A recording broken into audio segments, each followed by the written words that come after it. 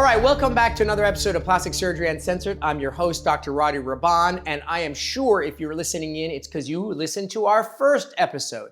This is a two-part series, and we're so lucky to have this fantastic, lovely young lady, Brittany from Memphis, Tennessee. I only brought her because I love her accent, and her story happens to be very compelling. And so hopefully you've listened to our episode prior. I'm going to give you a quick rundown of what we discussed because it's critical for this second episode. So, Brittany, at a young age, was a teen mom, like so many people, was in good shape, was 5'2", 132 pounds, had a little bit of a mommy pooch, like millions of women, and went to go get a little bit of lipo, no big deal. At the time, there was a very popular type of liposuction called Smart Lipo, which essentially, for all intents and purposes, is laser-driven lipo. You take a little bit of heat, you melt some of the fat, you very elegantly remove the fat, and because it's so delicate, it can be done awake, which you did. And she went ahead and did it, and lo and behold, she was left with a devastating complication of huge contour irregularity, fibrosis, scarring down of her abdominal skin to her muscle, and then subsequently went in for a revision by the same guy in hopes that it would be better, and to no avail. Only later to realize that it was an ER doctor, which we've talked about thousands of times. You say to yourself, you're so judgmental while you're listening, like, oh, how could she end up with an ER doctor? It happens literally every day. People go in, get surgeries and procedures done, only to find out that the person was a dentist or an interventional radiologist or what have you. So she goes through a ton of journey, goes on to have two more beautiful children, now a mother of 3 children.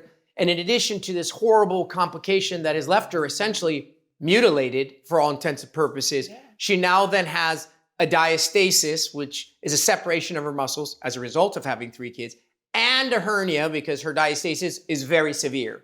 She goes on to do a massive cross-country tour of 6 different surgeons to find a solution, only to be told that there's nothing anyone can do.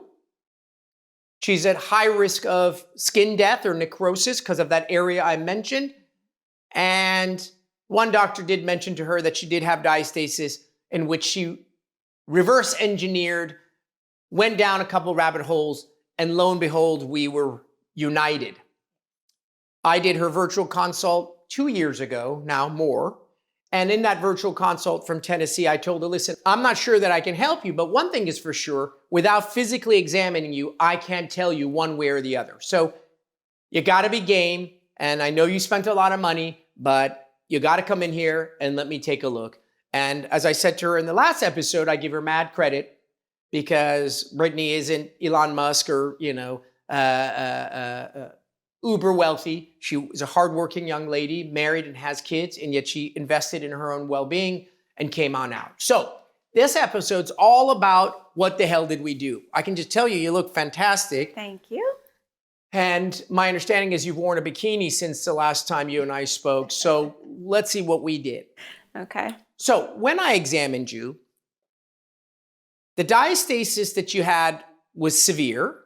But in and of itself, it's a diastasis, and I specialize in diastasis, and I do diastases that are like unrecognizable human, changes.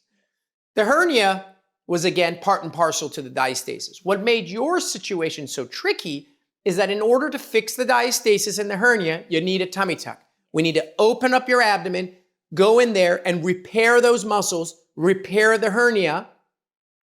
But in order to do that, you got to lift up the hood of the abdomen.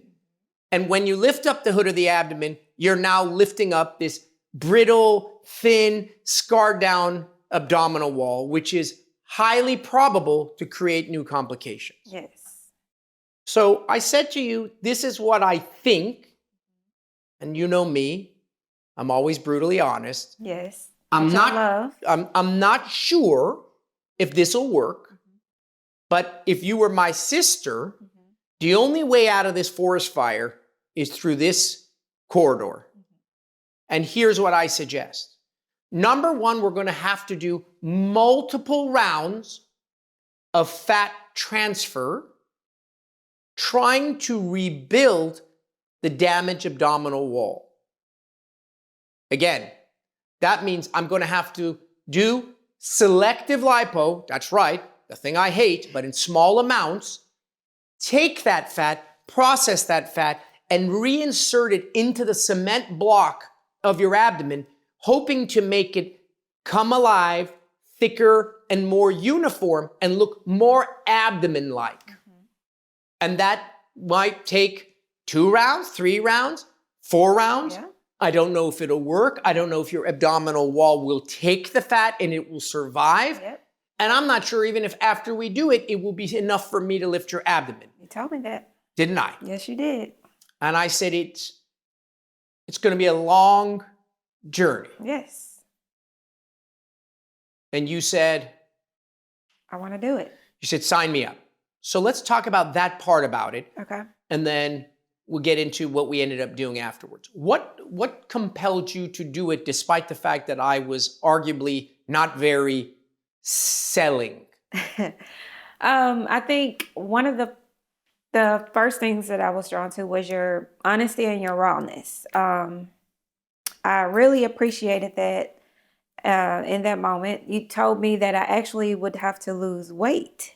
Yes. Because I think I was a little thicker, a little heavier. And the reason that is the number one way to fix diastasis is for you to be as lean as possible because it helps with the intra-abdominal fat, right? In other words, when I start to sew the muscles, if you're overweight of any sort, it makes repair of that a little bit more challenging. So go ahead. The second thing was you didn't say no, but you brought the fact that no one had ever said that they could put fat in my abdomen. I'd never heard of that. Yeah. So I was like, I think this guy knows what the hell he's talking about. Sure sounds convincing. And it made sense. Like, that kind of makes sense. If it's no fat in the area, why can't we add fat? You know, people get fat in their ass, they get fat in their boobs. Right. Like, why couldn't we do that? So the fact that you presented something to me that was never presented to me before. Sure. I was drawn to that. And you just brought hope into my life. So I wasn't sure if we were going to get the outcome that we got, but I just wanted to try. So for me, on the flip side, because this becomes a marriage, for many clinicians, they prey on the vulnerable, right? Revision patients are wonderful because you can charge them more. You don't have to take responsibility for your mess because somebody else created it. And at the end of the day, if it doesn't work, you're out clean. So I try to be very delicate with revision patients because my wife is a revision patient and I know the agony and the sadness associated with it. And I really dance delicately not to give you unnecessary hope, but at the same time, I really do want to help people. Yeah. The reason I took your case on was one reason and one reason only. Do you know what that is? No. What do you think is the only reason I agreed to do this? When I went back and I told Sally, this is going to be a long journey, right? Is it advantageous for me to go on these long journeys with patients or just knock out cases and move on? Knock out cases and move on. What do you think I told Sally when I went back? I don't know. I was willing to stick with you. I told her that this young lady is incredibly sweet and seems incredibly reasonable. If you are unpleasant, angry, challenging, difficult, all of which you have every right to be, right? Just pissed. I don't want to be involved because I'm about to get on board on a journey that may end up failing and I don't want to be the new asshole. I don't want to be the guy that you end up being angry about and forget about the ER doctor. Dr. Rahban led me on this twisted journey. Yeah. So I am very cautious in terms of who I agree to do this kind of revision with. There's revision and then there's this revision. Yes. Because this was like a whole bunch of steps that had to come together for this to work. And if you were not as sweet as you are, I wouldn't have bothered to do it because it just would have been not a good ending for both of us. Yeah. So what I said to you was, we're going to do multiple rounds of fat transfer. How many? I don't know. Until such time that when I look at your abdominal wall, it's pliable. It goes from being a cement block to more human-like and more flesh-like And then and only then, if that occurs, can I then go in and do a very tricky, complicated abdominoplasty, fix your diastasis, fix your hernia. But this is going to take a minute. And you live in another state and it's going to be costly, and you agreed and I agreed, and there we went. So we ended up doing a total of 3 fat transfers, 2 of them preoperatively, meaning 2 of them before the final surgery and 1 of them in the last and final surgery. I tried to be conscientious of your finances. So I agreed and I suggested we do the first fat transfer under local. Yes. Why? Because it would have been more expensive. For me, is it easier to do stuff out of the OR or in the OR? In the OR. In the OR. 100 out of 100 times, I take you in the OR, I put you to sleep, I do my shit. I can listen to music. I don't have to worry about you being in pain. Everything is sterile. I love it. But it has an expense to it. I got to bring in the anesthesiologist. I got to bring in the OR, the tech, the this, the that. So I really am conscientious of that you've been on this finance. It's not my fault you spend a lot of money, right? But at the end of the day, I don't want to take advantage of your situation. So I said, are you stoic? And you said, I'm pretty stoic. I said, we can try. I got to numb you up, take out some fat, and start to inject it. I think we can do this under local. You agreed, and we did the first round that way. Yes.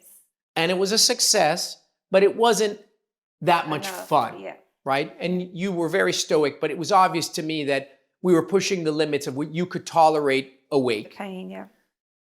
So you went, and then you came back, and the way fat transfer works for everyone who's listening is that you inject 10, and if you're lucky, on average, you're going to get 25 to 75% of it surviving. So if you do the math, it's about 50% survival rate, right?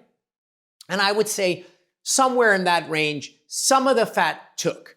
When you inject the fat the first time, you're injecting fat into a very unpleasant environment. So more of it dies. As you start to inject more of it over time, it's fat going into areas that are healthy. Okay. So the take of it increases over time. So we did it. It was marginally successful. We could see a little bit of progress. And I said, we got to do it again, but we got to do it in the OR. In the OR. Yes. What did you do? Let's do it. You agreed. I said, let's do it. So again, anyone listening, if you start on a journey of this level, you cannot, in the middle of it, throw a wrench. You got to follow through. It's a destination. I don't know if you remember, but I didn't think that it took well. The first round, I didn't think it took well. But when you saw me, you were pinching, and you was like, "It's working. It's working." Yes. Yeah. It doesn't take great the first time because you're putting something in terrible soil. Then the soil gets a little better. Then the soil gets a little better, and then every time you do it, the soil for the next seeds are better than the soil before. Yeah. So we did the second round, and we were obviously much more aggressive within reason. What is the concern with fat transfer that I've talked about 1,564 times? The irregularities. The donor site morbidity, borrowing the fat from an area to fix an area, it creates a problem. That's why I don't do a lot of BBLs, a lot of breasts, because you need a lot of fat and you're going to damage something to get it.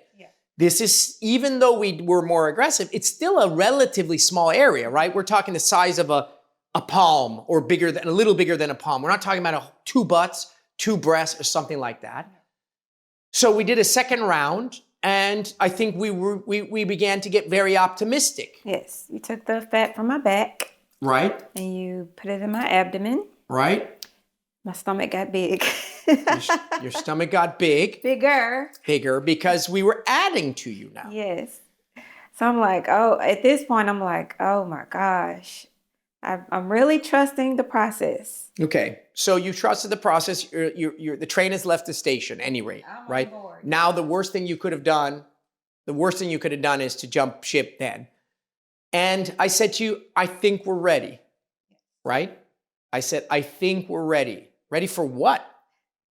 Ready for the tummy tuck. Ready for the abdominoplasty, the tummy tuck, which is a huge deal because this is the thing that everyone was unwilling to do because of your abdominal wall and the risk of necrosis. Yes. And so when did we do your surgery now? October 9th. October 9th. 2024, yeah. 2024. So you're technically you're almost 4 or 5 months. Yeah, I'm 12, 13 weeks post-op. Great. So 4 months ago, we went ahead and did an abdominoplasty. I said I would do one more round of fat transfer while you were asleep, which is I took the fat from the area that I was going to throw in the trash, transferred it into the flap one final time, and went ahead and repaired your very significant severe diastasis, fixed your hernia, made you a new belly button since it's been more than 15 years since you had one, and got rid of all that scar tissue that was making your abdominal wall super adherent. So just the scar tissue alone that was stuck to your abdomen prevents you from moving, right? You feel a tightness. Imagine if you burn yourself an area and the skin doesn't move, that area is going to feel limited or restricted. And how did it go? It went amazing. I was scared. I'm not gonna lie, I was super scared before we did the surgery. I actually watched one of your your podcasts where one of your other clients, I think she coughed after she got a tummy tuck, and she had to go to the emergency room. So, you know, a lot of things were running through my mind. What if my skin doesn't survive? Just a lot of nervousness and anxiety. But the surgery day, you came in and you were ready to rock and roll, and we did it. I mean, the recovery process was amazing. Your staff is amazing. We tried our very best. Yeah, I mean, I'm so blessed and just grateful that I stayed the course. And I remember, when we do our reveals, it's always moving, right? Yeah. I mean, every patient, every nose job, every facelift, every tummy tuck, every breast lift, everything. But some are a little bit more powerful than others. And I remember and I have your video because at some point we're going to put together a full-on video of your journey, but you were bawling your eyes out. Yeah, I couldn't believe it. After umpteen numbers of years, I would've thousands cried. and thousands of dollars, Yes. hundreds and hundreds of rejections, months and months of years and years of inability to wear clothes, be intimate, Yes. feel confident. It was all over in one moment, Oh my gosh. right? Yeah. And so the key to it was your willingness to stay the course. Yes. Sure, of course, I was the participant in it, right? Yes. But I can't do this if you don't do it. Yeah. Right? You had to be the one who stayed the course. You get hopeless. Yes, Super discouraged, hopeless and yes. discouraged. So at the end, I end up having to give you credit. It's a 50-50. It's a what's the right word? We're in it together, right? So without the patient's help, and I always Surgically married. Yeah, we're surgically married. Whereas in the previous instance, your surgeon blamed you. I give you credit, right? We're teammates on this process. So at the end of all this happened, let's say this last 15 years, from the second you made that decision to get liposuction by that guy to the moment you had your reveal, that whole journey now is essentially been squashed. You've had 3 months to live in your new body. And I remember you called your husband because you were so excited, and poor guy was like in Target with 3 kids or something. I remember he was just like, yeah, honey, what do you want? You're like, check it out. He's like, now? And you're like, we're going to have to talk about this. Because you were hoping that he would be like lit up like you, but the guy was like literally with a shopping cart and you're like half naked. So you went back. For me, the number one most important part about all of plastic surgery is the impact it makes in your day-to-day life. The intimacy, the confidence, the happiness, the joy, the lack of sadness or irritation. So give me that part, because that's the cream, if you will. Just waking up. I mean, waking up, I feel like a new person. I don't have to hide anymore. I feel alive. I can wear whatever I want to wear. I'm not limited. I feel alive. I think that's the best way to describe it.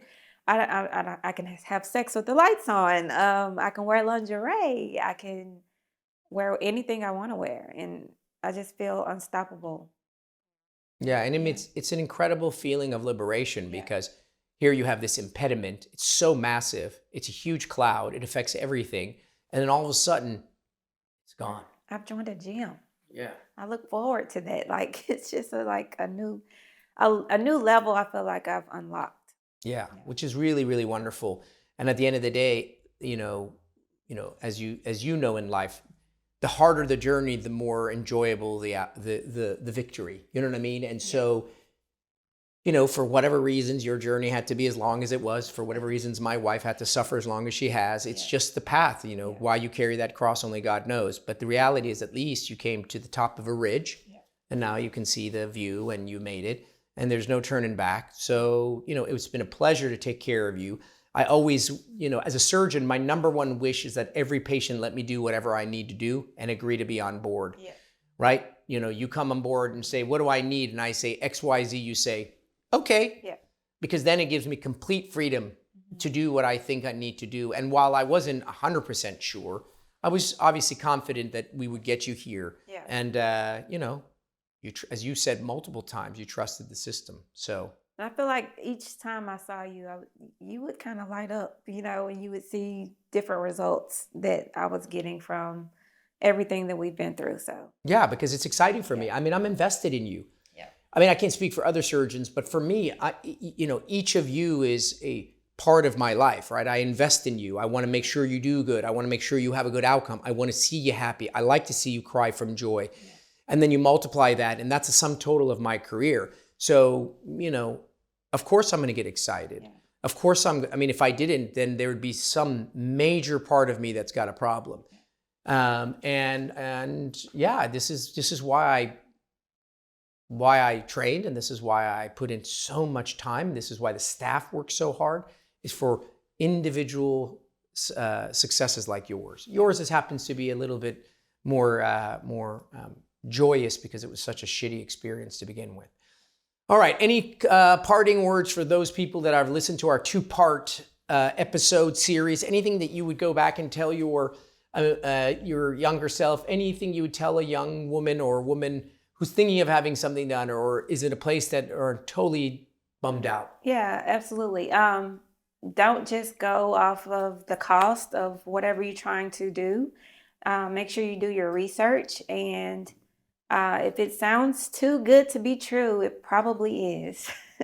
Those are all very wise words, and we say that on a regular basis, but to hear it from you is obviously, it means a lot. All right, guys, well, that's it. That wraps up a two-part episode. I hope you've enjoyed our show, and thank you again for coming on. Thank you. Every time a patient comes on and is sort of vulnerable, it's a huge pleasure, and we have great gratitude to that.